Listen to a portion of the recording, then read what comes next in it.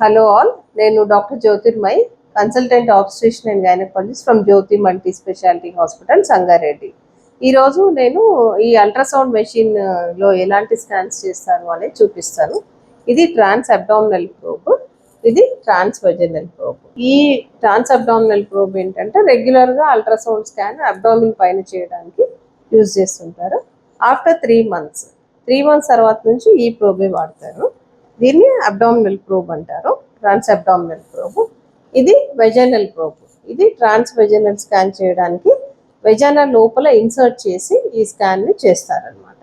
So ఈ scan not only ప్రెగ్నెన్సీలోనే కాకుండా follicular studies అనేవి, అంటే ఎగ్ డెవలప్మెంట్ ఎలా ఉంది, ఫర్టిలిటీ పేషెంట్స్కి స్కాన్ చేసేటప్పుడు ఈ ప్రోబ్ని వాడుతుంటారు.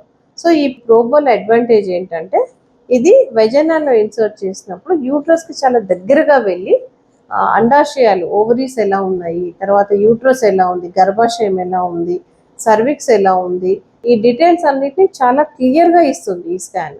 అంటే ఈ ప్రోబ్ కన్నా కూడా యూట్రస్కి చాలా దగ్గరగా వెళ్ళేది ఈ ప్రోబ్ కాబట్టి.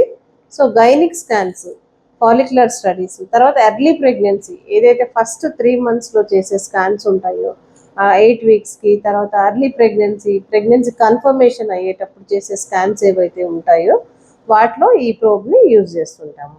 సో ఈ ప్రోబ్ వల్ల ఏంటంటే ఎక్టోపిక్స్ అనేవి మిస్ అవ్వకుండా తొందరగా డిటెక్ట్ చేయడానికి, తర్వాత జెస్టేషనల్ శాక్, ప్రెగ్నెన్సీ ఏదైతే చిన్నగా ఉన్నప్పుడు చాలా తొందరగా ఇది డిటెక్ట్ చేయడం జరుగుతుంది. తర్వాత ఫీటల్ హార్ట్ బీట్ వచ్చిందా లేదా, వయబిలిటీ స్కాన్, ఇది ఈ ప్రోబ్ వల్ల చాలా యూస్ఫుల్గా పికప్ చేయడానికి యూజ్ అవుతూ ఉంటుంది.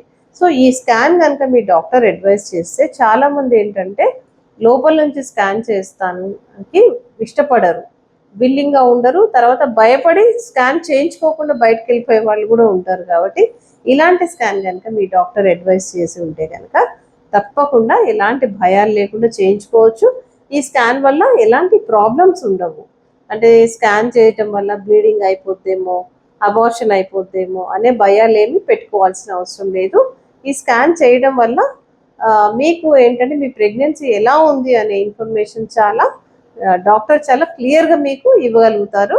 సో బేబీని కూడా చాలా క్లియర్గా చూడగలుగుతారు. కాబట్టి తప్పకుండా ఈ స్కాన్ అనేది స్టార్టింగ్ ఎర్లీ ప్రెగ్నెన్సీ, అంటే ఫస్ట్ 2 months 3 months ఆఫ్ ప్రెగ్నెన్సీలో డాక్టర్ అడ్వైజ్ చేస్తే తప్పకుండా చేయించుకోండి.